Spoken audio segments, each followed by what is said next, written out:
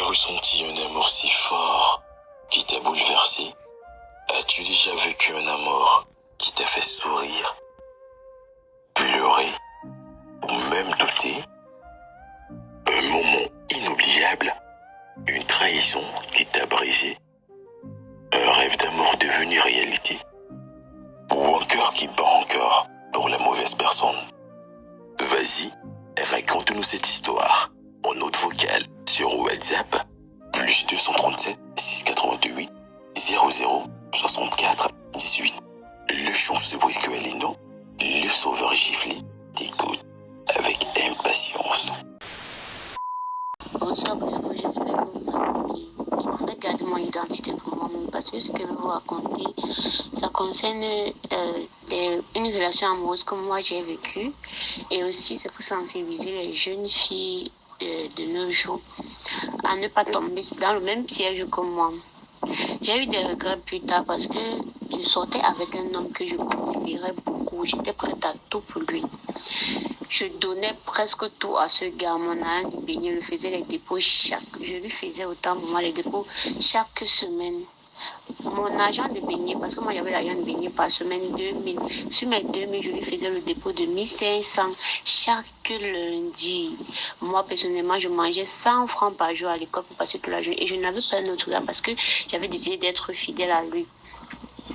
Un jour alors, le gars m'appelle chez lui. Notre relation était là. Il me montrait pas qu'il ne m'aime pas autant pour moi. Chaque jour, je partais chez lui et tout. J'arrivais peut-être chez lui, je restais de 7h30 à 17h, vu que c'était les oreilles de l'école. Ma mère se disait à l'heure là que j'étais à l'école, pourtant j'étais chez le gars. Je quittais de chez lui à 17h, on passait la journée ensemble. Mais à un moment donné, il a commencé à me montrer qu'il n'est plus avec moi et tout, parce que je ne fais pas assez. Je me suis dit que peut-être c'est parce que je ne le soutenais pas dans ses difficultés. J'ai donc décidé de lui remettre l'argent de mes dossiers parce qu'il m'avait promis que, après avoir résolu son problème, il devait me rembourser 15 000. C'était l'argent de mes dossiers. Je lui ai composé le probatoire cette année. Le gars a mangé l'argent de mes dossiers. Pour me remercier, un jour, j'arrive chez lui. Le jour que c'était prévu qu'il devait me remettre les 15 000. J'arrive chez lui, donc je toque, il m'ouvre la porte, je veux entrer, il me refuse. Il refuse que j'entre. J'insiste, et puis j'entre, je vois une autre fille à l'intérieur. Elle couchait sur le lit avec les draps que j'ai achetés. J'avais contribué 80 000 pour acheter un lit capitonné pour lui, parce qu'en ce moment-là, il avait besoin de 160 000 pour acheter le lit capitonné. Moi, j'ai mis 80 000 et lui, il a mis le reste.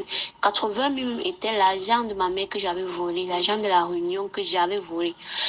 La seule année où j'ai vu les larmes de ma mère couler à cause d'une situation et que moi j'étais la cause, je me suis vraiment sentie mal. En même temps, j'étais fière à l'intérieur de moi parce que j'avais aidé mon gars à résoudre un problème et je savais qu'il m'aimait. Je vois la fille couchée sur le lit que j'ai mis mon argent sur ça pour acheter, les draps que je lui ai achetés avec mon argent. En ce moment, je ne travaillais pas, je vous rappelle. C'est mon argent de beignet qu'on me donnait chaque lundi que je lui donnais. Désolée. Maintenant, j'ai vu comme ça, je me suis calmée, je me suis dit, peut-être c'est parce que j'étais très distante les temps-ci et tout. Il m'a chassé de sa maison ici. J'ai oublié de vous dire l'autre aussi. Il m'a chassé de sa maison ce jour. Il m'a chassé, il m'a giflé.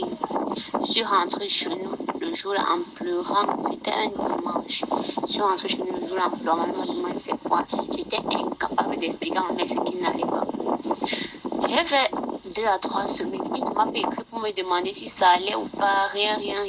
Et puis c'est moi-même qui prends encore mon téléphone pour l'écrire. Je lui dis que mais papa, qu'est-ce qui ne va pas? Qu'est-ce que j'ai fait de mal? Il me raconte déjà comment est-ce que je peux venir. Je trouve avec une fille à l'intérieur, il me demande de rentrer, je fais la force pour entrer. Et tout. Je me suis encore sentie culpabilisée. J'ai dit que ouais, excuse-moi, je m'excuse. Prochainement, quand je vais venir ici et te trouve avec une fille, je vais partir. Il a dit d'accord, il accepte mes excuses et il m'a demandé de venir. Le même jour, alors je porte mes pieds, je pars.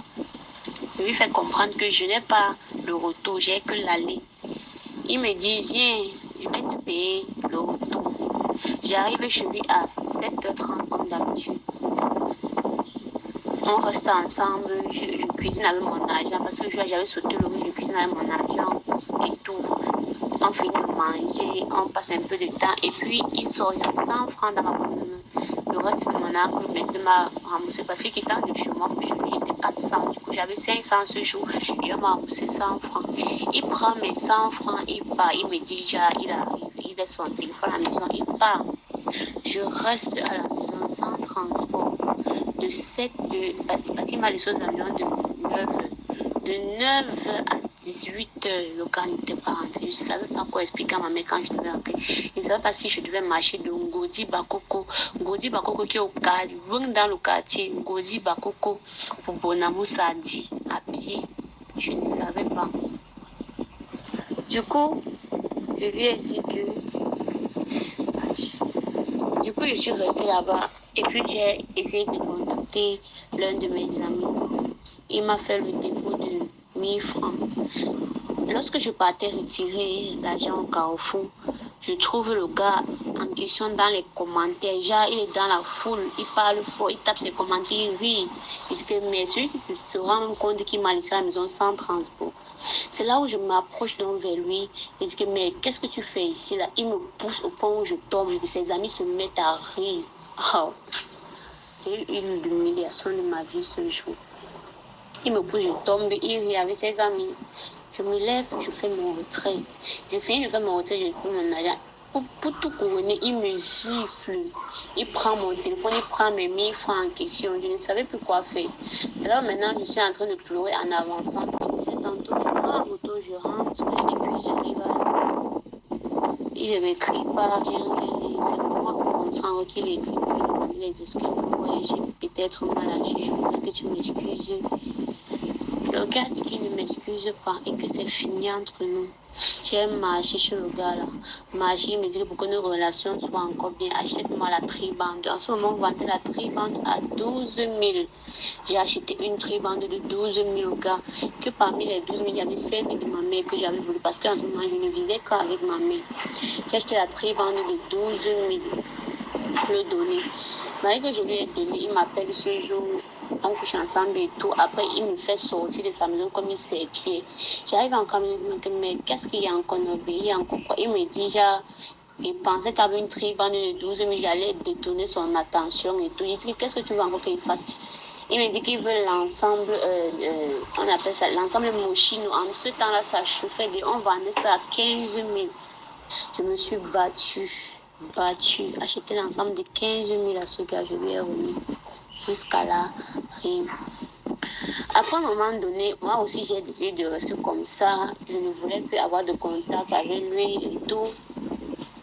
Même quand il me contacte, il me dit, je constate que tu es dans ta nouvelle vie, tu as les nouveaux gars et tout. Je dis que non, je n'ai pas de nouveaux gars, je suis toujours là. Il me dit, tu peux venir à la maison. En ce moment, il avait déménagé de Ngodi Bakoko, il n'était plus là-bas. J'arrive dans la maison, chez lui. J'arrive, on reste, on passe le temps, on fait l'amour et tout. Maintenant, à l'heure de rentrer, il me paye bien le transport pour rentrer et tout. En ce moment, c'était déjà en décembre, nous étions comme le 20 décembre.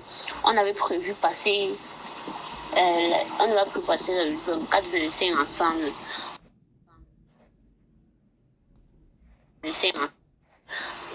Dès le 20 que je suis rentrée, j'ai écrit ne répond plus. Il m'a même bloqué WhatsApp. Après le message, il m'a bloqué partout. Je lui ai écrit, ça ne va pas. J'ai fait les appels, ça ne passe pas. J'étais inquiet.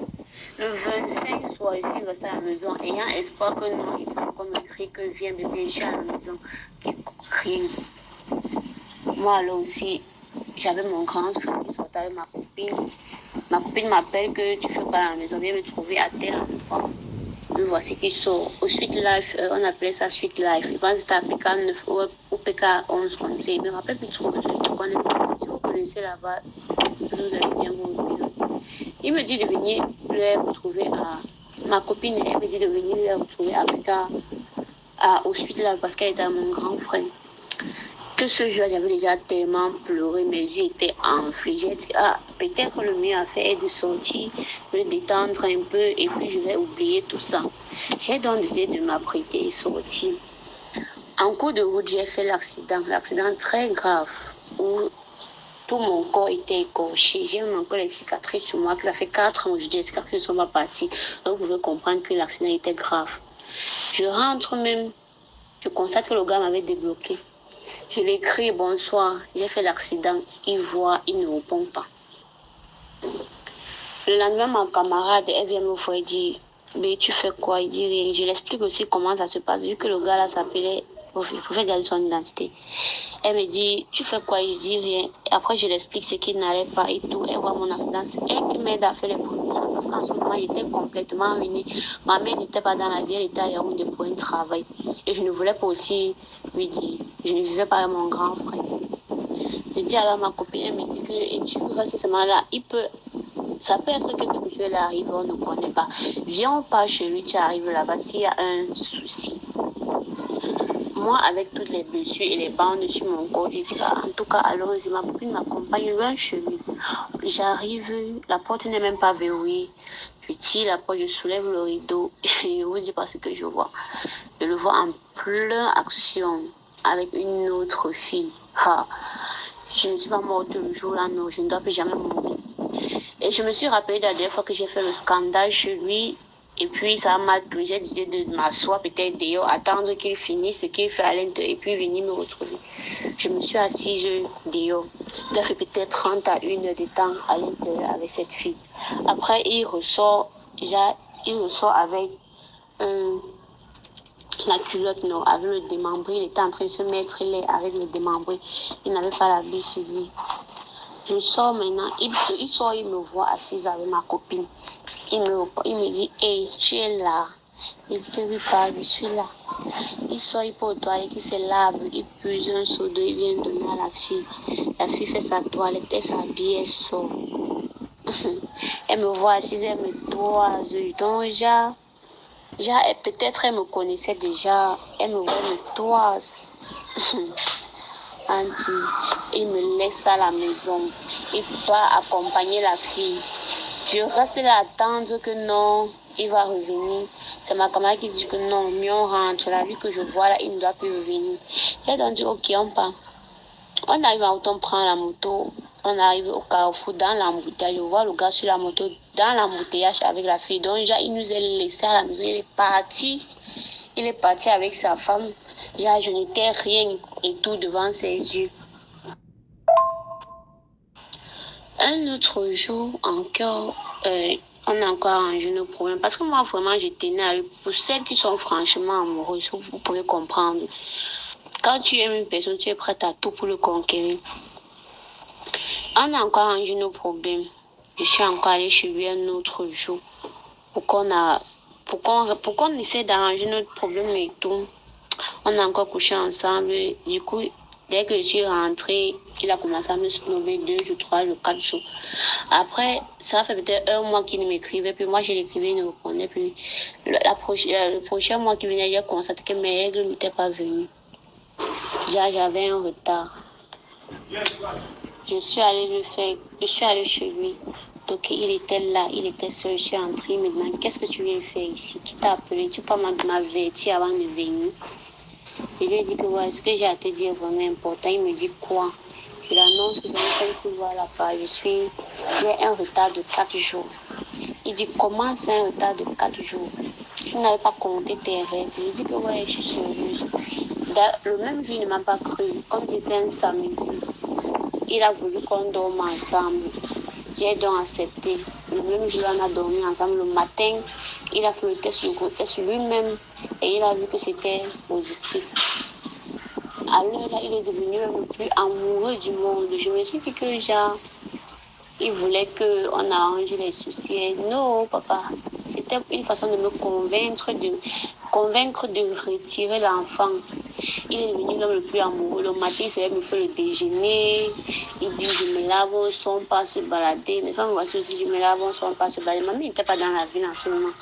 On passe se balader et tout. Je reviens le soir. On revient le soir. nous sommes à la maison, il me dit qu'il a quelque chose de très important à me dire, qu'il ne veut pas que je me fâche. J'ai dit d'accord, sans souci. Il me demande, tu tiens vraiment à moi? Je dis oui, pourquoi cette question? Je tiens franchement à toi. Il dit que tu m'aimes comme tu le dis là. Il dit que ouais, je t'aime franchement. Il dit que ok. Tu sais que moi, j'ai des projets et tout, et je suis pas encore prêt à être papa. Je voulais qu'on retire l'enfant. J'étais d'abord choquée. J'étais choquée.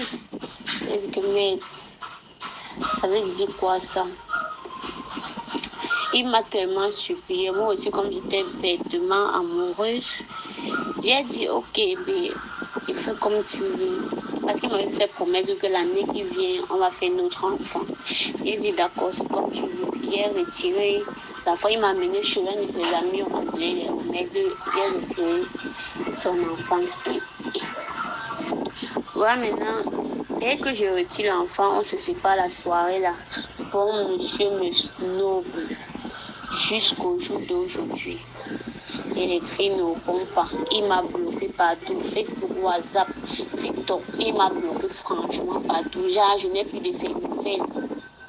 Je n'ai plus de ses nouvelles. Rien. Vous voyez un peu, non? Donc, c'est une façon de dire que l'homme... Et j'ai oublié l'étape qui fait le plus mal. Maintenant, j'ai rencontré un nouveau gars qui m'aime franchement. Il était prêt à aller au mariage, il était après à rencontrer mes parents. Mais ce qu'il voulait, c'est quoi? Il voulait un enfant. Vous savez d'abord que de nos jours, connaître un homme, donc voir un homme qui est sérieux avec vos points de vous demander l'enfant, c'est pas facile. Il voulait l'enfant et il était engagé. C'est pas qu'il voulait l'enfant parce qu'il voulait mes fesses, non. On avait déjà suffisamment couché ensemble. Il voulait absolument me doter et il voulait que je porte son enfant avant qu'il fasse le tour qu'il porte. Après l'accouchement, il va faire la dot. On a cherché l'enfant fatigué. Quand nous sommes allés à l'hôpital, on m'a fait comprendre que apparemment j'avais déjà eu à faire un avortement. On m'a donné les mauvais produits. Ça m'a causé beaucoup de problèmes dans mes trompes et tout. Donc du coup, pour que je conçoive encore, ce serait très difficile. Je me suis assise dans ma chambre, j'ai pleuré. J'ai pleuré parce que mon gars avait franchement besoin d'enfants. Parce qu'il prenait déjà de l'âge. Et voilà maintenant qu'il a rencontré une autre fille, il a enceinté la fille. Je lui ai donc dit, ok, comme tu as déjà enceinté celle-ci, le mieux serait que tu la doutes une fois et vous vivez ensemble. Parce que moi, je ne veux pas être un obstacle à ton bonheur. Il m'a fait comprendre que, ok, il n'y a pas de souci. Voilà ça maintenant, ça c'est mon histoire. J'espère seulement que les jeunes filles d'aujourd'hui comprendront que l'homme est mauvais. Il ne faut pas faire confiance à l'homme. L'homme ne pense qu'à lui. L'homme n'a aucun... Donc, il ne voit pas d'intérêt à rendre une fille heureuse. Il peut te rendre heureuse au cas où peut-être tu l'apportes aussi quelque chose. Mais, mes chéris, mes amis, mes copines, aujourd'hui, je n'arrive plus à concevoir. Je suis une fille, je prends de l'âge, j'ai déjà 25 ans aujourd'hui. Et je n'arrive pas à concevoir. Je rencontre les gens tout le temps. Moi, personnellement, j'ai peur d'accepter leurs propositions parce que je sais qu'à la longue, je ne pourrais pas lui donner d'enfant. Il parle dans ce vol en étant tellement sérieux. Donc, j'ai tellement mal. C'est pas parce que je ne pleure pas et tout. Ça me fait vraiment mal. J'espère seulement que certaines filles écouteront ces voices et comprendront que la vie n'est pas ce qu'elle pense, que l'homme n'est pas ce qu'elle pense, l'homme est mauvais. Méfiez-vous de l'homme, ne vous donnez pas à l'homme, ne faites pas la même erreur que moi j'ai fait. Vous voyez, non. Ne faites pas la même erreur. Concentrez-vous sur vos métiers. Cherchez une formation, cherchez de l'argent pour être respecté dans la société, c'est le plus important. Merci. As-tu déjà ressenti un amour si fort qui t'a bouleversé? As-tu déjà vécu un amour qui t'a fait sourire, pleurer ou même douter? Un moment inoubliable, une trahison qui t'a brisé, un rêve d'amour devenu réalité, ou un cœur qui bat encore pour la mauvaise personne? Vas-y, raconte-nous cette histoire en note vocale sur WhatsApp, plus 237 688 00 64 18. Le chanceux Briscoe Alino, le sauveur giflé, t'écoute avec impatience.